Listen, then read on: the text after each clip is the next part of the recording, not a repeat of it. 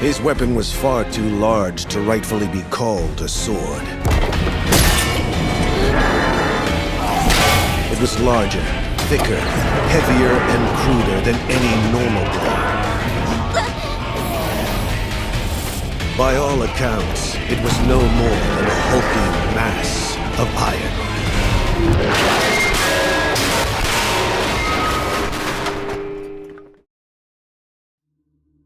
Welcome to my first ever video essay.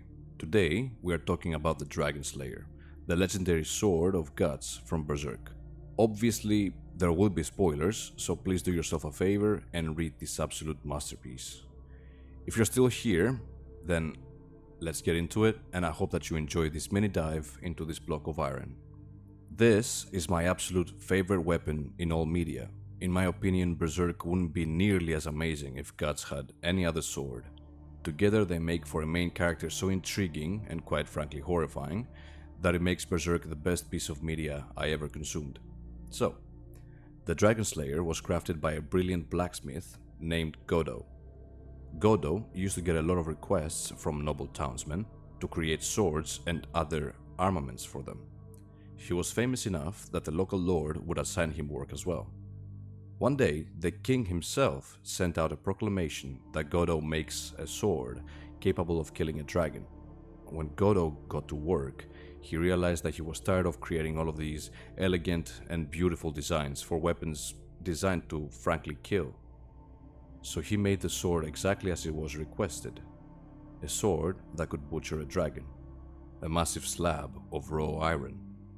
He was shunned for forging the blade, and he had to run away, now living in this lonely hut far away from town. In chapter 93 of Berserk, when Erika, Godo's daughter, shows Rickard around the armory, Godo describes the sword as a meaningless slab of iron that you can't even lift, for killing dragons and monsters that are not even real. And even if dragons truly existed, they are called dragons because humans cannot beat them. Later, in the same chapter, as Guts is about to leave the group to fight demons by himself, likely because of the events of the eclipse that had occurred a few chapters back, which we can talk about in another video by the way, we see him getting dressed in his characteristic black swordsman armor. He equips some throwing knives, which my boy Judo taught him to throw. Then Rickard asks Guts for his left arm, revealing that he has created from scrap around Godo's shed a tool to assist Guts on his travel, a makeshift prosthetic arm to replace his newly lost one. It's even magnetized, so that Guts may also hold a sword with it. And as if this thing couldn't get any cooler, Rickard instructs Guts to point his new arm at a rock just outside the hut and pull on the infamous metal part on the side. However, before Guts is able to see what the new gadget can do, Godo appears at the door in front of them, so Guts does not pull the metal thing. Godo comes with one last gift for Guts, a sword he had freshly crafted just for him. He says that it's not his best work, but the sword is still damn fine. Guts, wanting to try the sword out, swings at another sword sitting on an anvil, splitting it in half. Before Guts can comment on whether he likes the sword or not, the brand of sacrifice on his neck starts to bleed. As Guts frantically looks around, he spots a shadowy silhouette at the hut's door. We see that it's actually a demon who says that he followed the scent of evil that led him straight to Guts, who he also calls leftovers. In the following chapter, chapter 94, we see the short demon guy transform into a full-on apostle that now barely fits in the blacksmith's hut. As the apostle calls Guts a sacrifice, Guts flies into a fit of rage, calling it his lucky day that he gets to kill it. He swiftly dashes towards the beast with his new blade and gets a good slice across its face. As the beast falls on its back, Guts calls it wild game, the first of the thousands that will fall to his hate, the first in his hunt. He slices the apostle once again, cutting off one of its arms. Guts thinks to himself that this sword just might be able to do the job. Godo comments and says that even though it's a good blade, it's not made to kill inhuman things. But that doesn't stop Guts from trying. As he slices again and again at the beast, and even guts the beast, no pun intended, Guts suddenly notices that his sword has been broken in half. Even a sword that can slice another sword without nicking isn't enough for threats like this. The apostle then grabs Guts and throws him through the door of the hut. As Guts rises once more, he questions why he would even survive the horrors of the eclipse if he was going to die right there. What was all this pain for if his life is to be taken with a small delay? But then Rickard yells at Guts to point the prosthetic arm at the apostle and pull the pin. Guts pulls the pin, blasting a hole inside the head of the demon, landing a devastating blow but dislocating his shoulder at the same time. As Guts adjusts his shoulder and complains about the amount of gunpowder Rickard used in the hand cannon, he notices something in the corner of his eye. The Dragon Slayer. We see the monster standing outside the shed, wounded. Without even giving us time to react, Guts exits the shed and slices the head of the apostle with a massive sword. It goes through it like butter.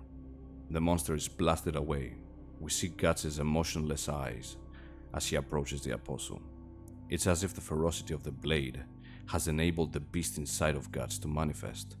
A sword capable of delivering the damage and hatred that Guts is feeling. A sword befitting a beast. He slices once more, and the sword slices the beast in two. It's over. Guts tells Goto that he held out on him, giving him a baby sword when this titan was available.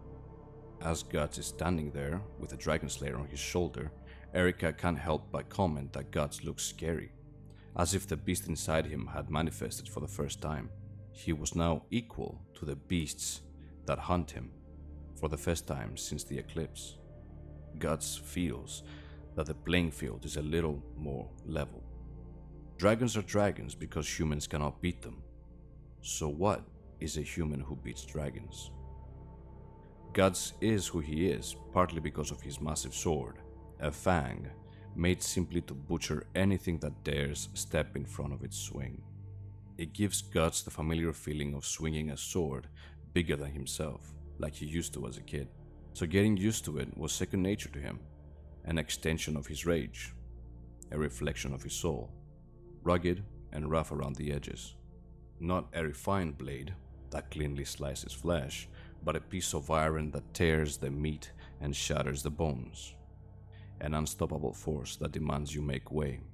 As Guts walks away, he claims his anger as his reality, the only thing allowing his body to even stand, and it pushes him to walk onward. The Dragon Slayer on his back, ready to be used to bestow judgment upon the ones responsible for the struggle that now burdens him.